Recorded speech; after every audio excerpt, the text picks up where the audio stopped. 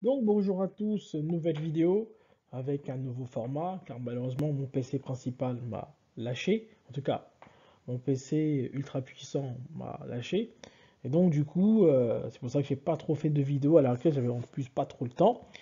Et donc là, je vous ai fait un petit PowerPoint. En tout cas, j'espère que cela va vous plaire.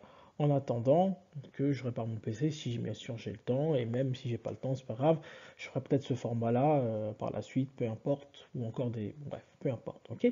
Là, c'était un petit aparté. Donc, on va voir dans cette vidéo le fameux terme OTEP, ok? Donc, ce fameux terme OTEP est utilisé en égyptologie, c'est-à-dire que les égyptologues ont appelé ce terme OTEP. Mais il faut savoir que ce terme OTEP est un terme également utilisé, en tout cas également, c'est un terme qui est utilisé dans la population kémite, dans la population kémite africaine, kémite américaine, noire tout court. Si vous allez voir des personnes d'origine entre guillemets noire qui pratiquent l'égyptologie, le terme OTEP est à chaque fois sur leurs lèvres. Mais ce qui pose problème, ce qui me pose problème, c'est que si vous dites que l'égyptologie appartient à l'homme noir, comment ça se fait que vous utilisez des termes qui ne sont pas à l'origine de la culture africaine, c'est-à-dire le terme Hotep. Okay, et donc nous allons voir si l'égyptologie a raison de dire ce fameux terme Hotep. Est-ce que hiéroglyphiquement, est-ce que c'est ce qu'on voit? Est-ce que ce sont, en tout cas, est-ce que les hiéroglyphes nous disent que ce terme veut dire Hotep? Donc, c'est ce que nous allons voir à travers notre vidéo. Et en tout cas, j'espère que cela va vous plaire. Ça va être, en plus, je pense, pour vous, très intéressant. Donc, ici, vous avez l'habitude, donc, l'écriture hiéroglyphique est égale à l'écriture proto-sinaïtique. Ok, donc là, on vous redonne bien sûr les diapos. Donc regardez ici, il est hypothétiquement dérivé des hiéroglyphes égyptiens. Donc l'alphabet proto-sinaïtique dérive des hiéroglyphes égyptiens. Et regardez ici, l'alphabet consonantique, on nous dit les alphabets consonantiques modernes comme l'alphabet hébraïque, arabe, syriaque descendent tous de l'alphabet phénicien ou araméen, eux-mêmes des descendants de l'alphabet proto-sinaïtique. Donc l'arabe, le syriaque, l'hébreu moderne, l'arabe, tout ce que vous voulez, en tout cas tout ce qui est entre guillemets langue récente, en fait descend de l'alphabet proto-sinaïtique. Donc c'est en fait pour ça que je résume en disant que l'écriture proto-sinaïtique est égale à l'écriture consonantique, c'est-à-dire les hiéroglyphes. Okay, donc ici, écriture hiéroglyphique, niveau 0, niveau originel, c'est-à-dire les langues africaines, on l'avait déjà vu, ce sont l'écriture des consonnes. Okay, et le niveau 1, je résume, en gros, donc je dis que le niveau 1, c'est les écritures proto-sinaïtiques, et je mets entre parenthèses, vu que c'est le père des langues modernes, donc je dis que j'englobe tout, je dis que l'écriture proto-sinaïtique est égale aux langues modernes. Ok? Donc ici, vous voyez bien, l'écriture hiéroglyphique s'apparente à un abjad, elle note pas de voyelles. Et regardez ici, Jean-François Champollion, qui est considéré comme le père des hiéroglyphes, comme le génie. C'est un système complexe, une écriture tout à la fois figurative, symbolique et phonétique dans un même texte, une même phrase, je dirais même dans un même mot. Donc lorsqu'on voit ce type de phrase de la part de Jean-François Champollion, on comprend très rapidement que c'était un initié, c'était quelqu'un qui savait de quoi il parlait. Okay, et ça, en fait, c'est de voir ça, c'est très intéressant. Mais ce qui est bizarre, c'est que dans ses traductions à Jean-François Champollion, il n'a pas non plus également respecté cela. Donc c'est pour ça que je me suis posé beaucoup la question sur Jean-François Champollion. Après, bien sûr, je ne l'ai pas connu, donc ce sont des hypothèses, bien sûr, que je fais. Je pense qu'il savait très bien que les hiéroglyphes étaient africains, vu qu'il est né sous un siècle où il y avait beaucoup de racisme, ou peut-être lui-même était aussi raciste, ça, j'en ai aucune idée. Et donc, forcément, il est parti avec beaucoup de secrets, mais en parlant comme ceci, mais c'est sûr qu'il savait que les hiéroglyphes appartenaient à l'homme noir. Ok? Mais bon, bref, peu importe. Donc, vous avez un mot. Ce qui est important dans un mot, ce sont les consonnes.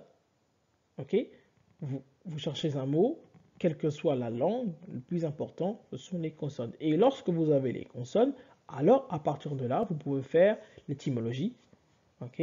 Donc, parfois les gens, en tout cas, les grands experts s'arrêtent au grec, s'arrêtent parfois à l'hébreu moderne, s'arrêtent parfois à l'arabe, mais ils vont jamais plus haut, car en fait, ils rejettent les langues africaines, alors que les langues africaines sont là depuis des décennies et même sont là depuis la nuit des temps. Donc, l'étymologie, donc, comme vous avez l'habitude, l'étymologie. Donc, l'étymologie, c'est l'art de passer d'une langue à une autre. Ok. Ça, on l'a vu dans X vidéo, on vous l'a prouvé dans X vidéo. Nous avons, bien sûr, bien établi notre étymologie, c'est très important. Et donc, ça nous a donné un très très gros dictionnaire. Bien sûr, on n'a pas tout vu, bien entendu. On utilisera euh, des choses parfois qu'on n'a pas vues, mais vous verrez lorsqu'on étudiera des termes ou même des hiéroglyphes, on va dire un peu compliqués ou dont l'étymologie, nous ne l'avons pas vu. Ok. Et vous verrez que en fait tout se croise. Ok, donc là je fais encore une fois comme d'habitude un petit résumé, donc écriture hiéroglyphique, vous avez l'habitude, écriture consonantique, etc. Donc d'où les niveaux, d'où mes niveaux ici. Donc moi je définis comme cela de manière générale, niveau 0 l'écriture africaine, niveau 1 l'écriture biblique, niveau 2 l'écriture coranique, niveau 3 le grec et le latin. Ok, donc l'écriture africaine, l'écriture biblique et l'écriture coranique sont la même. C'est la même idéologie, ce sont les mêmes paroles. Donc c'est pour ça que, en fait, tout se croise ici. Hein. Donc c'est pour ça qu'à chaque fois, lorsque on veut utiliser un terme ou on veut utiliser un mot, forcément, en tout cas, vous allez voir dans toute une vidéo que nous allons diffuser, vous allez voir que quand vous allez chercher un hiéroglyphe, vous allez forcément trouver son idéologie dans les langues africaines. Dans les langues africaines, vous allez trouver aussi des hiéroglyphes, etc. Parce qu'en fait, c'est la même langue, mais forcément, c'est les mêmes peuples. On parle des mêmes peuples. Ok. Et donc, forcément, si vous parlez des mêmes peuples, forcément, vous parlez la même langue. Et forcément, ces peuples-là avaient une langue à l'origine. Ça, on l'a déjà vu. Ok. Donc ici, on vous fait comme d'habitude un rappel. Donc le K égale le G, égale le H, égale le L, égale le R, égale le Q. Donc on vous donne quelques exemples, pardon. Gaddafi en français, Gaddafi en anglais, donc la rivière de Ruvionza, parfois appelée la rivière de Ruvionza, donc tout dépend de la langue que vous utilisez. Le C égale le S égale le K, quelques exemples, donc Congo avec un C, en lingala ça se dit Congo avec un K, parce que le C n'existe pas en lingala, hein, et ça il faut savoir. Donc François prononcé S. Après j'ai mis Kaka, c'est vrai que l'exemple un peu, ouais, j'ai mis Kaka, Kaka avec un C, Kaka avec un Q. Donc vous voyez bien que la prononciation est la même. Ok, donc le D égale le S égale TZ. Donc ça, information écrit avec un T, mais prononcé S. Et aussi Yesou, Yezou, Yéhou. C'est vrai que j'ai oublié de mettre ici aussi Jésus. Ok, donc ici pour le son S. H égale le S égale le T, donc exemple tiens, tiens, vous voyez bien que le T et le S à la fin n'est pas prononcé, donc c'est comme si en fait il y avait un H, comme si le H était muet, donc là MNB H, donc une coco, coco vous avez l'habitude, bana, moana, pompier, ça s'écrit avec un M, sauf qu'en fait il y a un N ici, le P, V, W, F, on a vu X fois, vader, faveur, pater, wagon, wagon, etc. B égale V, quelques exemples, comme quand nous en français on va dire rabbin, mais eux en hébreu moderne ils vont dire un rav. Ok. Donc ça c'est à peu près l'étymologie qu'on a vu, même si on a vu un peu plus quand même, car vous voyez ici, en fait, ici que tout se croise, si le S égale D, donc le S égale aussi K, etc. Donc ça, maintenant je pense que vous commencez à, en tout cas j'espère que ça commence à rentrer. Donc, maintenant, on va voir que veut dire OTEP. C'est très important. Que veut dire OTEP? Et donc, on va voir les sources. Donc, on est parti voir Wikipédia. C'est simple, c'est rapide, et en plus, tout le monde connaît le terme OTEP de manière générale. C'est pas quelque chose en fait qui est c'est pas quelque chose qui est caché, c'est pas quelque chose qui est compliqué. Donc, Wikipédia suffira. Donc ici, OTEP est un mot égyptien qui se traduit normativement par être en paix. Le mot se réfère également à une offrande présentée rituellement à une divinité ou une personne décédée, de soyez heureux, soyez aimable. Il est rendu en hiéroglyphe sous forme d'autel, table d'offrande, signe gardiner R4, vous allez voir qu'on va le traduire. Ça, mais ensuite, le mot HTP signifie paix, contentement, etc. Ensuite, il dit, ça veut dire être réconcilié. Après, soi-disant, les anciens noms égyptiens, c'est ça qu'en fait, moi, ça m'a toujours fait rire. Ils mettent des noms assez spéciaux, mais bon, bref, des noms avec des longues choses, mais bon, ça on verra plus tard lorsqu'on traduira euh, les rois d'Égypte. Ok. Bon, bref, peu importe. Et ici, vous voyez ici, HTP ici. Donc on voit ici trois hiéroglyphes. Donc on voit comme une espèce de table d'offrande avec un objet qui est au-dessus, avec ce qu'il considère comme du pain et avec, on va dire, une natte ou quelque chose pour s'asseoir, une espèce de carré là. Et eux, en tout cas l'égyptologie dit que tout ce hiéroglyphe veut dire HTP. Mais en réalité, on va le voir, vous allez voir que pour eux, HTP, c'est la table des offrandes, le pain veut dire T, soi-disant le féminin, et la table d'offrande, pardon, et la chaise, je me souviens même plus ce qu'ils disent, je sais plus s'ils disent P ou s'ils disent comme d'habitude que c'est une voyelle, ça compte pas comme d'habitude.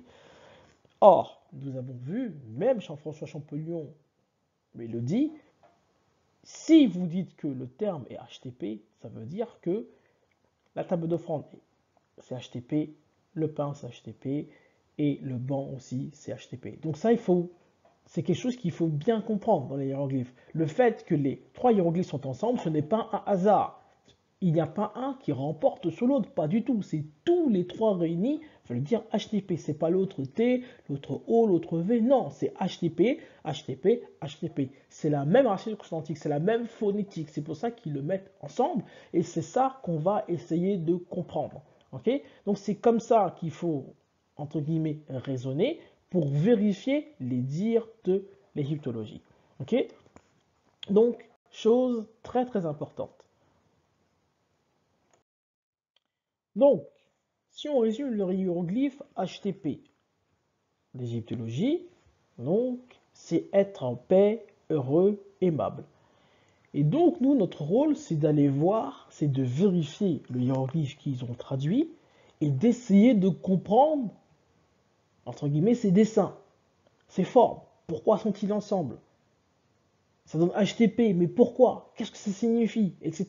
Et donc ça, après, on va essayer de regarder ça dans les langues africaines, si ça colle, si c'est aussi c'est cohérent ce que disent l'égyptologie. Ok. Donc ça, c'est très important de faire ce travail, et ça va être en plus très intéressant. Donc, maintenant, intéressons-nous au terme HTP. Donc vous voyez que hiéroglyphiquement, ce terme se retrouve dans pas mal de choses, ok, pour l'égyptologie. Donc ici, vous avez ici autel et table des offrandes. Ici, donc vous avez la table des offrandes ici. Plus vous avez un petit bâton juste en dessous. Donc vous voyez, c'est marqué CFR4, pardon. Tout ça, ça veut dire HTP. Vous avez aussi une autre représentation pardon, du hiéroglyphe ici. Donc là, vous avez là, ici.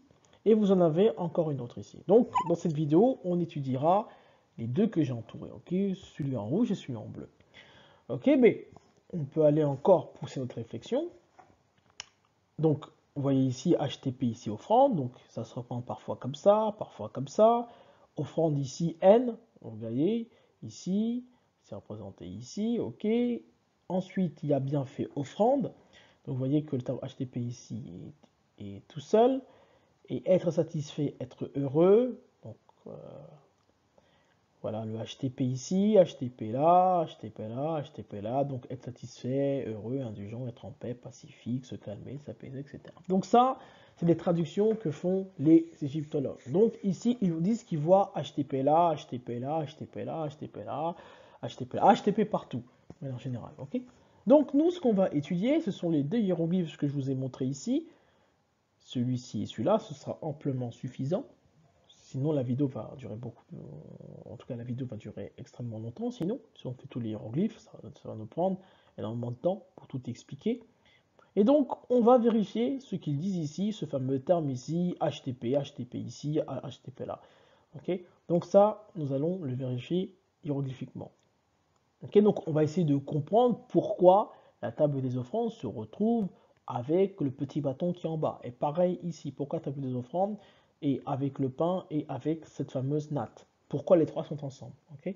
Donc ça, c'est très important de faire, en tout cas, c'est très important. C'est bien de se poser la question. Donc maintenant, on va étudier le premier hiéroglyphe que j'ai entouré.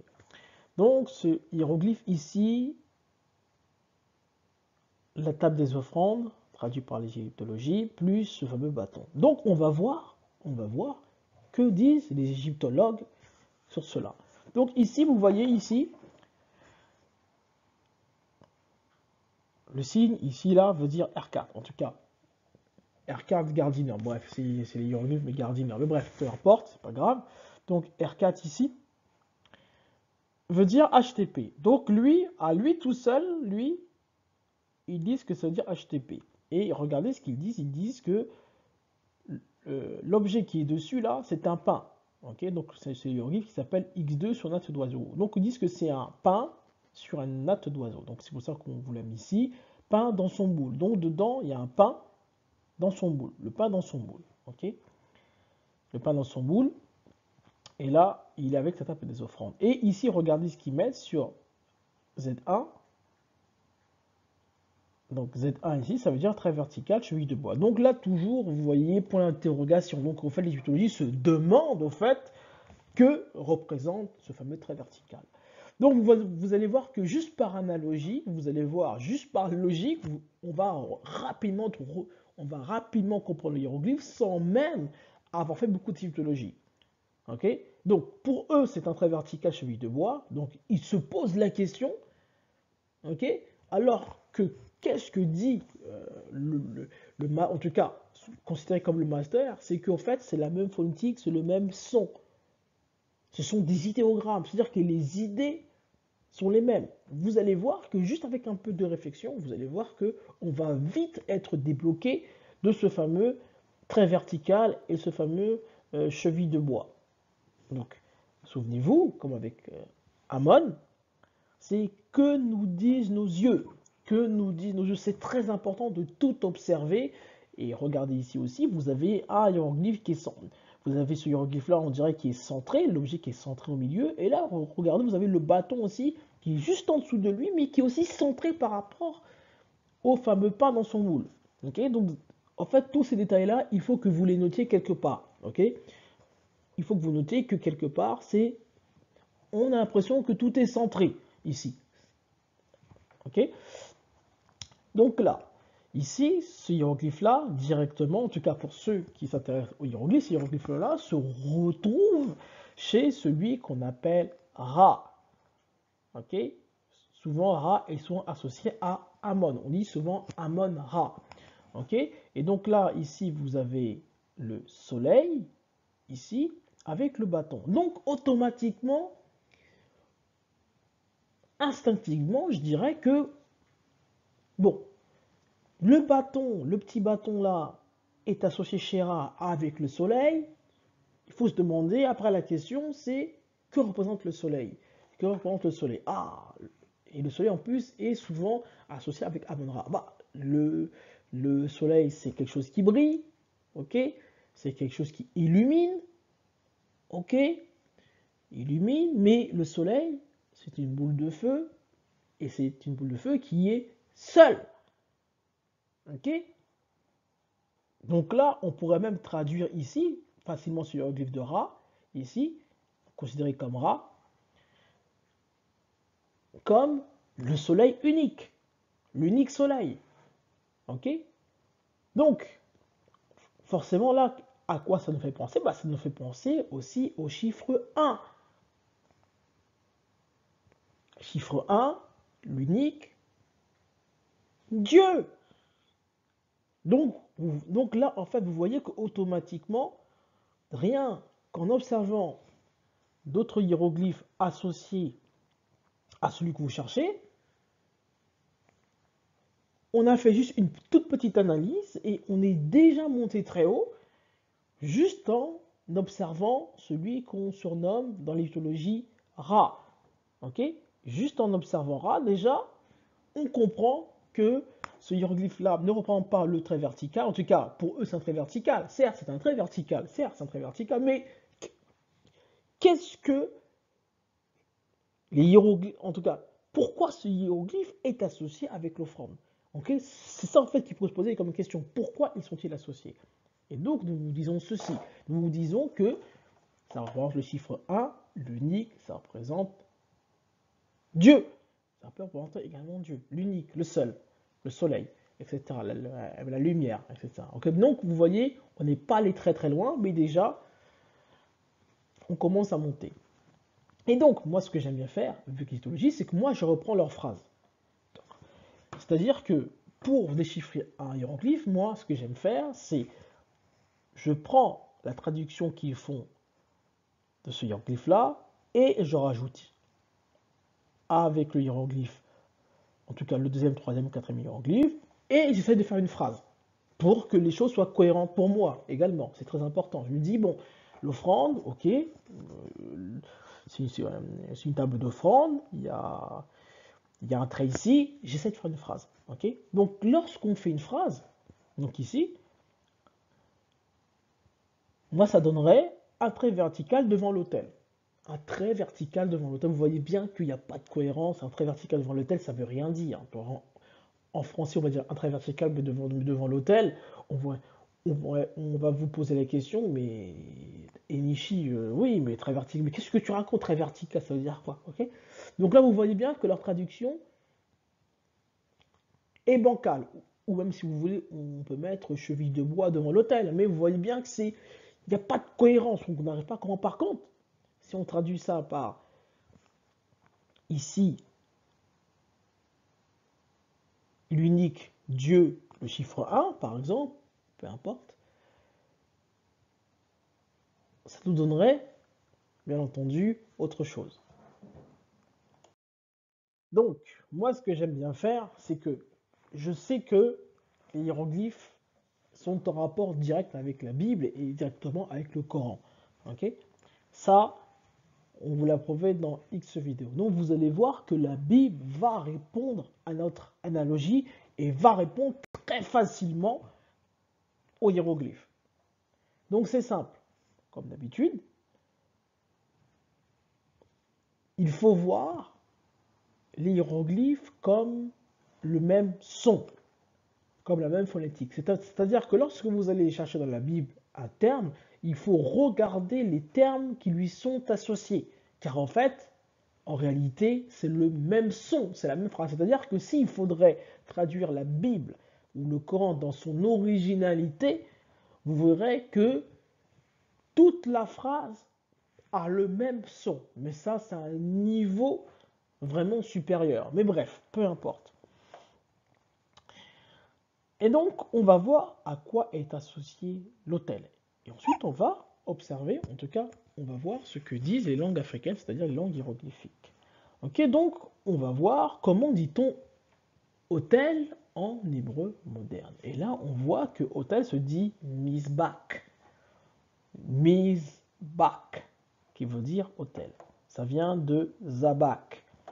Et là, zabak veut dire abattre, tuer, sanctifier, abattre pour le sacrifice, sanctifier, offrir en sacrifice, offrir, etc. Donc là déjà, ce terme autel, vous me direz, c'est pas exceptionnel. Un autel, on sait que ça permet de faire des offrandes, etc. Certes. Mais vous allez voir quel hiéroglyphe est associé avec l'autel, pour que vous puissiez voir de vous-même comment les hiéroglyphes sont faits. Donc, on est parti regarder, en tout cas je suis parti regarder, et qu'est-ce qui se passe? Il bâtit là un autel, il appela ce lieu El Bethel, car c'est là que Dieu s'était révélé à lui lorsqu'il fuyait son frère. Donc il est parti à l'autel, en tout cas il a bâti un autel, et c'est là-bas que Dieu lui a été révélé.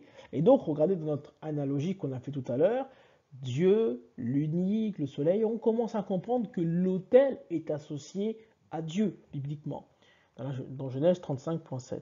Donc l'Exode 17.15, on dit, Moïse bâtit un autel, il lui donna pour nom l'Éternel, ma bannière. Ah, une bannière, l'Éternel, ma bannière. Donc Moïse, qui lui, il bat un autel, il bâtit un autel, et la première chose, c'est qu'il dit l'Éternel, ma barrière. Donc on voit que l'autel est souvent associé à Dieu et souvent associé à l'Éternel. Donc rien qu'en faisant ce genre de choses, déjà, on comprend que notre analogie qu'on a vue mais tout à l'heure, nous disons tout simplement vrai. Donc, comment pourrait-on traduire en fait ce hiéroglyphe que nous avons vu tout à l'heure? Ce hiéroglyphe, en français, en tout cas de manière généraliste, eux, l'égyptologie disent c'est un hôtel, nous disons ceci. Le hiéroglyphe R4 plus Z1 signifie l'autel de l'Éternel, l'autel des offrandes, l'autel à l'unique, l'autel à Dieu. Ok? Donc vous voyez bien qu'on n'est pas allé très très loin. Et déjà, on dépasse déjà l'égyptologie. Rien qu'avec nos yeux et rien qu'avec notre analogie, avec nos analyses. On n'est pas allé très loin pour l'instant. Ok?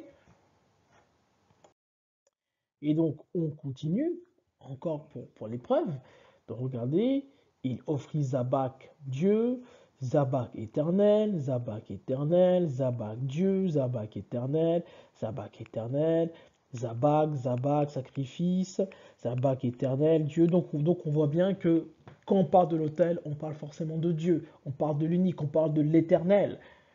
Ok? Et donc finalement, l'autel est associé à la racine consonantique MZBK ou ZBK en hébreu moderne. D'où on peut dire, bien sûr, que Z1 plus R4, c'est égal à ZBK ou MZBK, en sachant que le M est nasal, c'est-à-dire qu'on peut l'enlever. Ok? Donc, on va vérifier si notre analyse est bonne dans la manière de lire un hiéroglyphe. Ok? Donc, nous disons que ce hiéroglyphe-là, en hébreu moderne, correspond à ZBK à MZBK, non pas à HTP. Ok? Donc, on va vérifier si ce que nous disons est vrai. Donc là, c'est l'hébreu moderne, et là, on va regarder si les langues africaines confirment. Si les langues africaines confirment également l'hébreu moderne, ça veut dire que les langues africaines sont bien et bien la mère des langues, entre guillemets, européennes. Ok? Donc là, on va vérifier. Et directement, lorsqu'on dit hôtel, regardez ce que nous observons. En Kikongo, nous avons Lukumbula. Lukumbula. Regardez comment on dit ça. Lukumbula. Vous avez Kukumuka, avancer, monter, s'élever, marcher vite, mourir subitement. Lukumuku, qui veut dire tâche du jour. Ah, la tâche du jour. À quoi cela vous fait penser? Si on regarde, souvenez-vous, si on regarde l'hiéroglyphe R4 plus Z1, nous avons vu que Z1 parfois est associé avec le soleil. Qu'est-ce que c'est le soleil? Le soleil, c'est le jour. Et regardez ce que disent les langues africaines, tâche du jour. Donc en fait, la tâche du jour, c'est également de faire des offrandes à l'Éternel. Ok? Est-ce que vous voyez déjà où est-ce qu'on part? On va déjà très loin. Et ça, ce sont les langues africaines qui nous le disent. Et regardez, Kumbula, racine consonantique KMBL, Kumuku KMK, pardon, là, je fais un peu trop vite. Nous savons que le M est nasal, donc je peux l'enlever. Il nous reste KBL, en sachant que le K est égal le C, et le C est égal le Z. Donc ça donne ZBL. Ça donne aussi ZBK, sachant que le L est égal au K, ça donne Zabak. Kumbula Zabak. Kumbuku pareil, KMK. Le K égale le Z, le M est égal le B, et le K égale le K, ça donne Zabak. Et là, on voit bien que la racine consonantique est respectée. Mais encore, ce n'est encore absolument rien. On poursuit. Sambu, en Kikongo, noix de cola, noix de palme fraîche, régime, est employé pour avertir, prévenir. Là, pour l'instant, vous ne voyez peut-être pas, mais souvenez-vous, la table d'offrande, au milieu, il y avait un objet. Donc eux, ils disent que c'est un pain dans son moule, mais regardez ce que disent les langues africaines. Ils nous disent que ça peut également être, en tout cas, ça peut également être une noix de cola, une noix de palme fraîche, etc. Donc en fait, l'objet soi-disant qui représente le pain,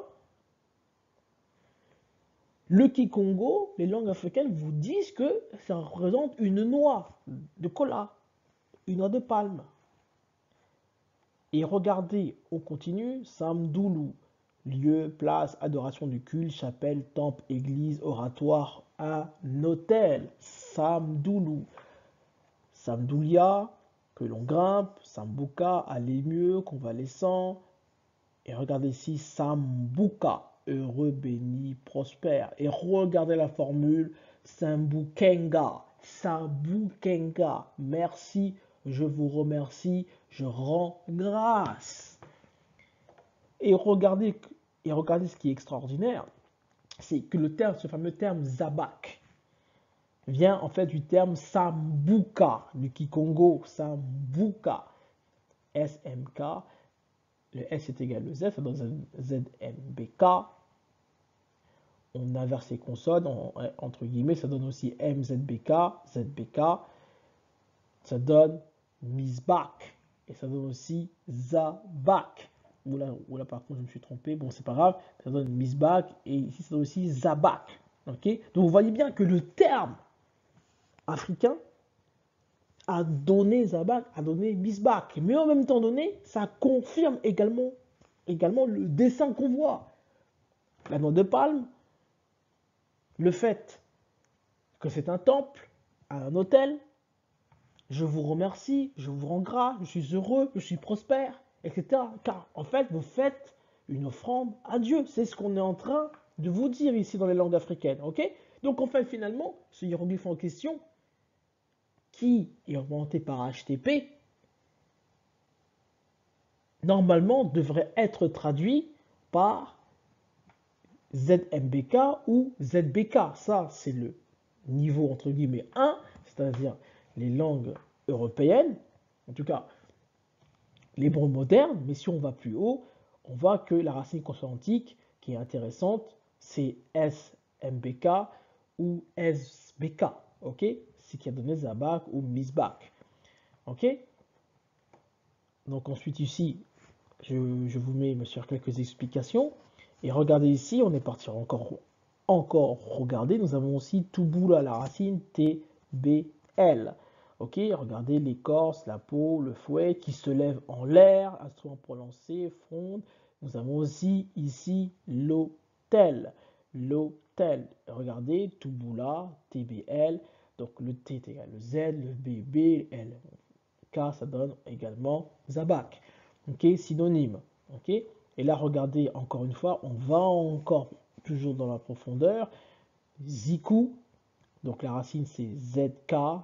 Donc on peut mettre le M comme on peut le retirer, bien entendu. Mais le M est égal au B, donc ZMK ou ZBK, ça donne aussi ZK, ça donne aussi Zabak. Et Ziku, savoir certainement. Foyer, cheminée, fourneau, potager, hôtel, le feu, la chaleur, avoir, le sentiment de sentir, éprouver, sentir la faim, le chagrin, être honnête, demeure sévère et irréprochable. Mais est-ce que cela ne correspond pas à la définition que font l'égyptologie? Sauf que les langues africaines vous disent que ce hiéroglyphe en question est égal à SMBK, SBK, ZMBK en hébreu moderne. Il peut se dire TBL, il peut se dire aussi ZK. Ok? Et vous allez voir après, beaucoup plus tard, lorsqu'on traduira les noms des rois égyptiens, vous allez voir que ce ne sont pas des noms avec des Hotep, Samsantou, etc. Santou, je sais pas quoi, etc. Ok? Hein? Comme la traduction qu'ils aiment bien faire, par exemple, de Toutankhamon, etc. Vous allez voir que les noms qui vont ressortir sont en fait des noms africains dont vous ignorez tout simplement leur forme. Mais c'est vraiment extraordinaire. Mais bon, bref, peu importe. Poursuivons. Et donc aussi, regardez, on est allé un peu plus loin que l'égyptologie. Ok? Donc regardez ici, Kati, la racine, cette fameuse racine Kati que j'ai retrouvée. Car en fait, pour expliquer pourquoi l'objet est au milieu et comment ça se fait, en tout cas, pourquoi l'objet est au milieu et comment ça se fait qu'on a l'impression qu'il y a un objet qui est à l'intérieur. Et là, en fait, c'est les langues africaines qui vous expliquent que, en fait, Kati, qui veut dire dedans, qui veut dire parmi, qui veut dire rentre, qui veut dire au dedans, au milieu, à l'intérieur. Donc, en fait, quand vous dites dedans, dans quelque chose, et que la chose est également au milieu, on dit Kati, on dit Kati, Kati. Donc, la racine, c'est Kati. Donc, on comprend pourquoi l'offrande est au milieu et pourquoi l'Éternel est au milieu, car être au milieu, être dedans, être à l'intérieur, ça représente le milieu, et donc forcément les deux sont associés, et donc la racine kt, on voit que la racine kt explique pourquoi les deux hiéroglyphes sont ensemble, en tout cas sont au milieu ensemble, ok? Donc la racine kt, important. Ici, vous avez Anki Kongo Baka, et j'ai pris aussi en Lingala Baka. Donc vous voyez ici, Baka, posséder, avoir, recevoir, et regardez ici, gagner son pain. Donc regardez l'égyptologie, ici, gagner son pain. Le pain que l'égyptologie représente, mais bon, ça, c'est plutôt pour le deuxième hiéroglyphe, mais peu importe. Ici, vous voyez bien ici que gagner son pain. Ok, très important ici. Donc, gagner au jeu, acquérir, se procurer, obtenir, toucher à, prendre, attraper, saisir, prendre au vol, prendre, s'emparer, trouver, mettre l'embargo, bref, peu importe. Donc, baka, et ici la racine consonantique bk, on sait que le s peut être comme un h, donc là j'ai rajouté le s ici, pour ça donne sbk. Le S est égal au Z, ça donne ZBK, ça donne également Zabak. Et non, vous voyez bien qu'ici, la racine quantique de Bak, ici, vient bien de Baka, qui veut dire posséder, avoir, recevoir, etc. etc. Okay, donc, vous voyez bien ici que les langues africaines sont en train de vous expliquer à un très haut niveau ce fameux terme Otep, en tout cas, ce fameux hiéroglyphe Otep, et que en réalité, ce fameux hiéroglyphe Otep, en fait, est peut-être mal traduit. Comme j'aime bien vous le dire, les égyptologues sont comme des enfants. Un enfant, lorsqu'il essaye de parler, il va s'exprimer. L'adulte, nous en tant qu'adultes, on va écouter, mais on va comprendre ce que veut dire, en tout cas, ce que va dire notre enfant, parce qu'on a l'habitude. Mais, dans la manière de parler, dans la traduction, nous en tant qu'adultes, on va les rectifier et on va leur expliquer. Donc là, on est en train d'expliquer pourquoi les yogis sont ensemble et on vous fait comprendre, en tout cas, les langues africaines vous font comprendre beaucoup, mais énormément de choses avec les racines consonantiques. Okay, donc pour vous dire que la Bible, le Coran et les hiéroglyphes, ce sont la même langue. Donc d'où vient le fameux terme HTP d'égyptologue ou le terme TP d'égyptologue? HTP, TP, c'est pareil. Okay, donc d'où vient-il? Donc si on regarde en Kikongo, à quoi correspond-il? Et regardez ce qu'on trouve. Exceptionnel, t'aimes pas. Regardez comme on dit t'aimes pas. Racine consonantique, TMP, le M est nasal, donc je peux l'enlever. Là, j'ai interverti les lettres, parce que j'ai le droit, parce que je suis en hiéroglyphe. Ok, donc là, je peux mettre le M au début. Ça peut donner aussi HTTP directement, finalement, le M égale H, HTTP, ou puis qui est nasal, le M je peux l'enlever, ça donne TP, ça donne OTEP. Ok. Donc regardez la définition, comment les langues africaines vous donnent des définitions précises. Être plein, être débordant, couler, augmenter, grossir, multiplier, être, devenir, se faire beaucoup, pardon, se faire beaucoup de, pardon, reproduit bien de, faire cadeau, offrir, offrir, ok? Donc ça c'est vraiment très important. Et regardez ici ce qu'on vous dit aussi, je n'ai pas souligné, regardez se pourrir, se pétrifier, le fameux bâton de bois. Le bâton de bois, il est fixe. Regardez, et on vous explique toute l'étymologie possible. Donc regardez ici, le bâton, le trait, la cheville de bois, regardez, on vous dit aussi, ça veut dire également se pétrifier, se putrifier. Ok? Donc en fait, on parle également de la mort, ici. Ok? Et regardez ici, autre chose, nous avons aussi le terme aussi sumpa, faire, exécuter, accomplir, faire quelque chose sans en parler, c'est-à-dire la prière. Attacher, fixer, affermir qu'avec un fil, bâtir, faufiler. Et oui, on commence à comprendre encore de mieux en mieux le hiéroglyphe. Que nous disent les langues africaines? On nous dit que lorsque vous mettez quelque chose qui est fixé, ça nous donne sumpa. Donc finalement, ce qu'on voyait avec nos yeux, c'est-à-dire l'objet qui était sur la table, plus le bâton, en tout cas le trait de bois traduit par l'égyptologie, en fait, si on regarde bien, les langues africaines nous disent que ça veut dire également fixer, effectivement. Lorsque je mets une cheville de bois dans la terre, je suis attaché, je suis fixé. Et l'objet qui était sur la table, vous voyez bien qu'on a l'impression qu'il est attaché à la table, donc quelque chose qui est fixé. Et là, on vous explique l'étymologie du fameux HTP. Et en fait, c'est pour vous dire que les langues africaines expliquent les hiéroglyphes et ça va extrêmement loin. Donc en fait, tout ce qu'on voit avec nos yeux, tout ce qu'on voit avec nos yeux, les langues africaines vous expliquent toute l'étymologie, pourquoi c'est fixé, pourquoi ça veut dire l'autel de l'éternel, pourquoi ça veut dire Dieu, etc. etc. Okay, donc là, vous avez vraiment un grand aperçu. Et donc, les Kémites ou les Africains qui aiment bien dire Otep, au lieu de dire Otep, utilisez vos langues. Et là, vous avez un aperçu, vous avez Tempa ou vous avez Sumpa. Mais ça, bien sûr, c'est du Kikongo. Après, quelle que soit votre nationalité, sénégalaise, malienne, de l'Afrique du Sud, de la Côte d'Ivoire, peu importe. Mais au moins, utilisez vos langues. Car dans les langues africaines, vous avez la réponse à l'égyptologie du fameux Otep. Donc là, je vous ai rajouté ensuite quelques mots également. Donc là, vous avez aussi Lusembu. Donc Lusembu, regardez, bon, après c'est pareil que la racine consonantique, mais Sembu, en fait, c'est pareil. En fait, ça tourne, bien entendu. Hein. Donc LSMB, KSMB, ça donne MSBK, ça donne ici Misbak. Vous avez aussi Lusempa, donc Sempa, Otep, vous voyez bien, c'est la même prononciation. Hein. Lusempa, ici, Lusempa, hein. Ici, ça vient aussi de Otep. Donc, en fait, ça donne LSP ou HSP, TP, ce qui donne également ici Otep. OK?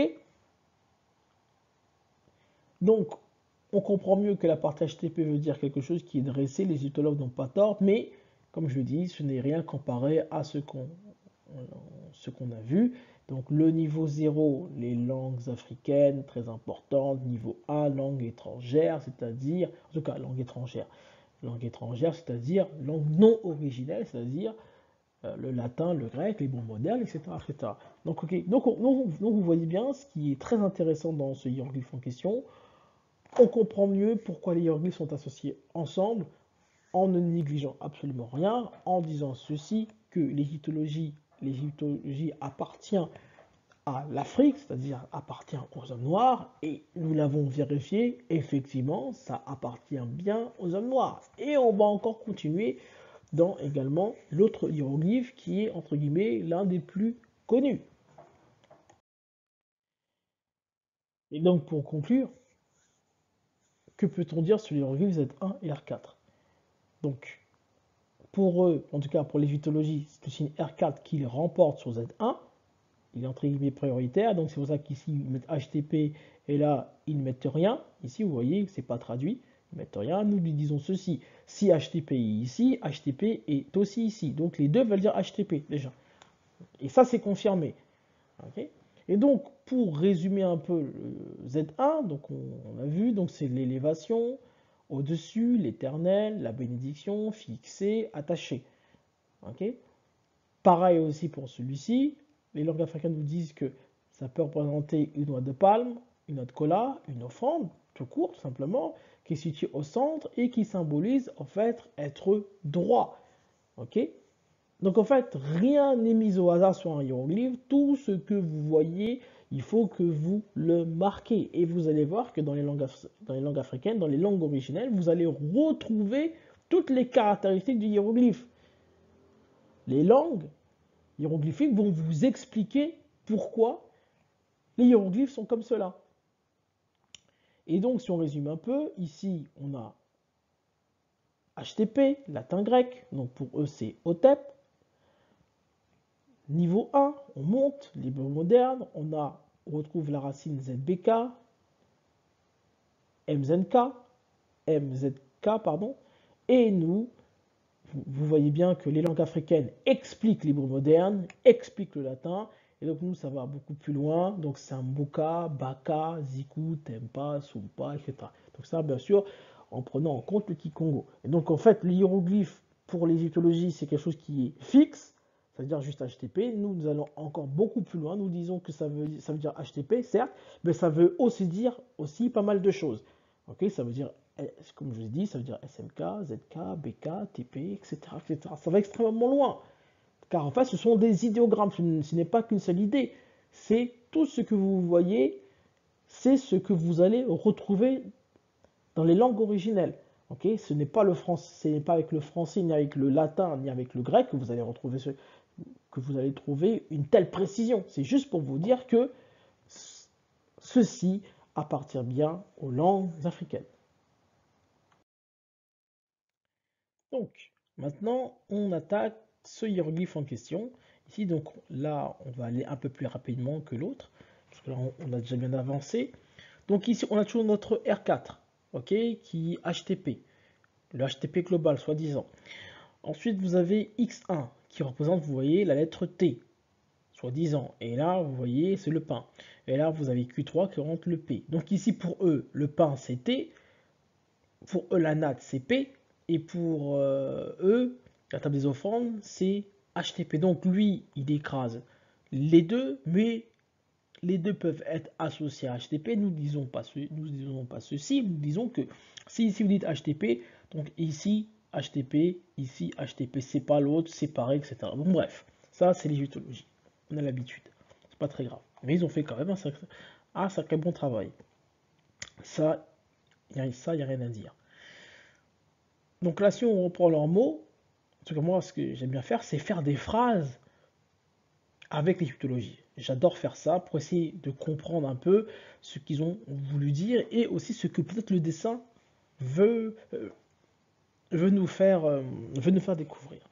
Donc là, je vais regarder ce que j'ai mis. Donc là, j'ai mis en fait être assis à prier avec les offrandes tout autour. Ou avec des offrandes. Être assis à prier avec des offrandes, finalement. J'ai dit des offrandes tout autour, mais voilà. Donc c'est quelque chose qui est compréhensif. Voilà, c'est correct. En tout cas, c'est pas quelque chose, c'est pas quelque chose, c'est pas comme tout à l'heure avec le trait de bois, cheville de bois, qui ça voulait un peu rien dire, mais là, en fait, ça prend forme. Donc, voilà. Donc là, on va essayer de comprendre pourquoi les trois hiéroglyphes sont associés. Pourquoi ils nous ont mis ces trois hiéroglyphes ensemble. Pourquoi? Qu'est-ce qu'ils ont voulu nous dire? Quel est le son qui ressort et pourquoi les trois phonétiquement sont ensemble. C'est-à-dire que si les trois sont ensemble, c'est-à-dire que phonétiquement, les trois veulent dire la même chose. C'est le même son qu'on veut nous faire comprendre. Et là, vous voyez, ici, une personne assise, et là, vous voyez qu'elle est assise sur quelque chose. Et là, on comprend directement que, ah, l'égyptologie dit que c'est une natte et un tabouret de jour, qu'ils ont entièrement raison. Ici, donc là, c'est Q3.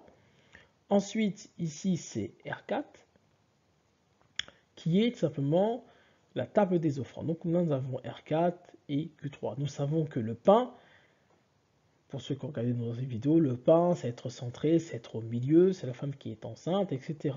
Ok? Donc on va voir par la suite qu'est-ce que cela signifie. Donc comme je vous l'ai mis ici, X à la moitié, enceinte, la terre, le pain, le centre, etc. Donc si on utilise la même manière de résoudre les hiéroglyphes, comme je vous ai dit, moi j'aime bien faire des phrases. Et là, qu'est-ce que je dis? Je dis, donc si je prends mes termes à moi, je dirais plutôt celui qui prie devant moi est saint. Ok? Celui qui prie devant moi est saint. Ok? Donc ça veut dire en fait sanctifier bénédiction. Et donc,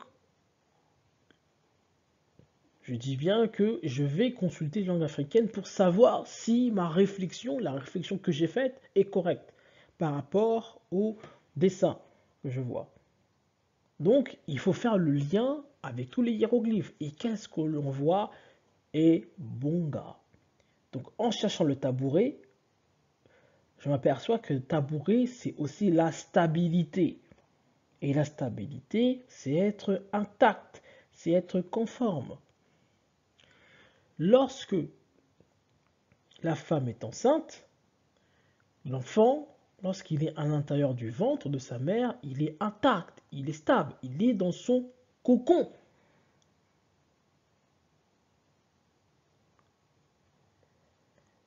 Et donc, on comprend pourquoi il y a le tabouret.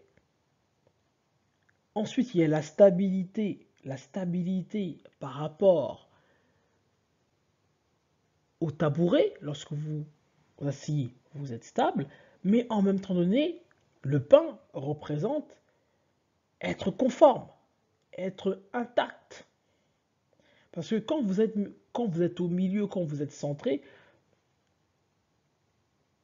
c'est que vous êtes conforme, vous êtes intact, vous êtes arrangé, vous êtes en état, disposition. Et là, on comprend que la racine consonantique Ebonga explique la disposition des hiéroglyphes, qui étaient un à gauche, un à droite, un également au milieu. Et là, vous voyez ici, vous avez ici disposition, être disposé. Donc on comprend ce mélange, de hiéroglyphes. Pourquoi ces hiéroglyphes? Il y en a un qui est à gauche, un qui est à droite, un qui est un peu au milieu. C'est juste pour vous dire en fait qu'ils sont disposés, vous êtes disposés.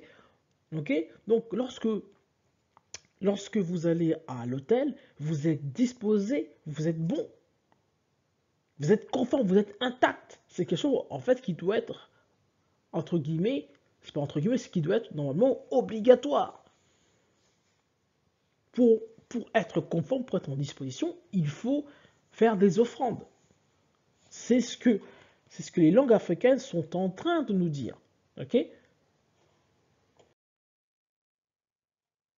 Et donc ici, si on continue encore à chercher avec le tabouret, etc., on se rend compte qu'il y a des choses qui sont vraiment extraordinaires. Regardez ici, en Kikongo, on dit Nkindi, la souche, la bûche, le petit marteau de bois, ou le tabouret qui sert d'oreiller ou qui sert d'appui. Ok? Et regardez ce qu'on dit, Nkindi, ceinture, quelque chose qui donne la force, l'équilibre, la fermeté, la ceinture épaisse, ceinture d'étoffe, etc. Une clochette en battant que l'on fait sonner quand un grand chef sort pour voyager. Qu'est-ce que dit l'égyptologie? L'égyptologie dit que parfois c'était aussi par rapport aux morts qui espéraient bien sûr aller entre guillemets au paradis ou renaître. Et là, regardez qu'est-ce qu'on vous dit ici. Une clochette à bâton que l'on fait sonner quand un grand chef sort pour voyager. Vous êtes Kindi. Et regardez ici, Kindi, le bas-ventre de la femme. Donc ici, regardez ici, Kindi, ça veut aussi dire le tabouret. Ça veut aussi dire être centré et ça veut aussi dire le bas du ventre de la femme lorsque la femme est enceinte. Donc, comprenez bien, qu'est-ce qu'on est en train de faire là? On est en train de vous expliquer la signification des hiéroglyphes. C'est-à-dire qu'on est en train de comprendre pourquoi les hiéroglyphes sont associés. Vous voyez bien que l'égyptologie n'est pas rassurant. En traduisant ces choses en question, nous, ici, avec les langues africaines, nous décortiquons et on comprend pourquoi ils ont été mis ensemble. Car en fait, si vous dites par exemple Kindi correspond aux 3 hiéroglyphes qui sont associés ensemble. Donc, la racine NKND ou la racine KND fonctionne. Ok, pour traduire ce hiéroglyphe. Ok. Donc, si on devait résumer, résumons un tout petit peu, en tout cas l'égyptologie dit que ces hiéroglyphes-là veulent dire HTP. Ils n'ont pas tort, mais ça manque de profondeur. Ce hiéroglyphe-là ne veut pas dire que TP ou HTP, ça va encore beaucoup plus loin. Et en plus, les langues africaines vous expliquent pourquoi ces hiéroglyphes-là sont associés ensemble. Okay. Donc ici, si on voudrait traduire ici par une phrase, comme je vous ai dit, je dirais l'autel de l'Éternel, l'autel de Dieu. Ici, je dirais être conforme, être en paix. Okay. Mais les deux se rejoignent, bien entendu, hein, les deux se rejoignent. Parce qu'en fait, ce sont des synonymes, les deux se rejoignent. Okay. Mais dans la compréhension, ça va beaucoup plus loin. Okay. Donc ici, on vous dit c'est quelque chose qui appartient à Dieu, ici, et ici, on vous dit qu'en fait, que vous êtes conforme, que vous êtes intact. Ok. Donc comme je vous ai mis ici, donc la racine consonantique ici pour l'autel de l'Éternel, donc c'est SMK, ZK, TP, KT, ça va extrêmement loin, donc ce n'est pas que HTP de l'égyptologie. Okay. Donc en fait, pour se traduire sur hiéroglyphe-là, vous pouvez dire Sambuka. Ok. Sambuka. Sur hiéroglyphe-là, donc ça veut dire être heureux, être béni, être prospère. Ok. Aller mieux, convalescent, devenir sain, guéri, bien portant. Ok, donc ça c'est la représentation en fait de l'autel de l'Éternel. Et ici, on pourrait le traduire, regardez ici, par BNG, NKND, KND, TP, etc., etc. Donc vous voyez toujours ce TP qui est là, l'égyptologie, ils n'ont pas tort, mais comme je vous ai dit, ça manque de profondeur. Ok, donc on pourrait traduire ce hiéroglyphe ici par Anki Congo et Bonga, être conforme, être intact, être stable. Ok, avoir un poste de responsabilité. Mais là, vous allez voir en fait à quoi ça correspond pour un autre hiéroglyphe. Pourquoi on parle de poste de responsabilité. C'est super important ce qui est marqué ici, poste de responsabilité. Mais ça, on verra beaucoup plus tard lorsqu'on traduira des hiéroglyphes. Mais bon, bref. Et donc, comme on vous l'a dit, l'égyptologie n'a pas tort, mais la profondeur, ils ne l'ont pas. Et donc, ici, si on voudrait résumer le fameux terme Otep, latin, grec, j'ai mis latin, mais latin, grec, peu importe. Hein. Donc, en Kikongo, on dirait tempa. Je suis tempa. Donc, être tempa, être plein, être débordant, couler, déborder, augmenter, grossir, multiplier, devenir se faire beaucoup, faire des cadeaux, etc. Donc, si on va dans le terme de l'égyptologie, donc si on va dans leur manière de faire, Otep n'est pas faux, mais si vous voulez encore aller plus loin, c'est mieux de dire Tempa. En tout cas, Tempa en Kikongo, bien entendu. Après, il y a bien sûr d'autres langues africaines. Bien entendu, nous, on prend comme principe, on prend comme référence le Kikongo et le Lingala. Ok, ça peut être du côté sénégalais, du côté malien, du côté de l'Afrique du Sud, du côté du Cameroun, peu importe la langue que vous pratiquez, bien entendu. Mais forcément, dans les langues africaines, vous allez forcément retrouver cette fameuse racine de TP. ok, TP ou HTP de l'égyptologie. Mais la profondeur, malheureusement, ils ne l'ont pas, comme nous l'avons vu tout simplement dans en tout cas dans ces hiéroglyphes. Donc petit aparté, en tout cas petit exercice. Ici, nous avons ici celui qu'on appelle Imhotep, qui est en tout cas un personnage hyper connu de l'égyptologie. Donc ici, regardez, ici, nous avons notre fameux hiéroglyphe que nous venons tout simplement d'étudier. Donc ça, on sait que c'est la stabilité. La stabilité, ça veut dire être en paix. Donc eux, ici, ils nous traduisent par celui qui vit en paix. Donc ici, le celui, c'est lui. Donc ils considèrent que ça, c'est un personnage. Qui vient, c'est cela. Donc on voit que M18, c'est la combinaison de M17 plus des 54. Donc M17, le roseau en fleurs, on l'avait déjà étudié, que ça veut dire le créateur. Okay, ça veut aussi également dire le créateur, Dieu. Okay, et ensuite, on a les jambes en mouvement. Okay, donc, quelque chose qui bouge. C'est pour ça qu'il dit celui qui vient en paix. Quand vous avez ce hiéroglyphe-là, ça veut dire celui qui vient en paix.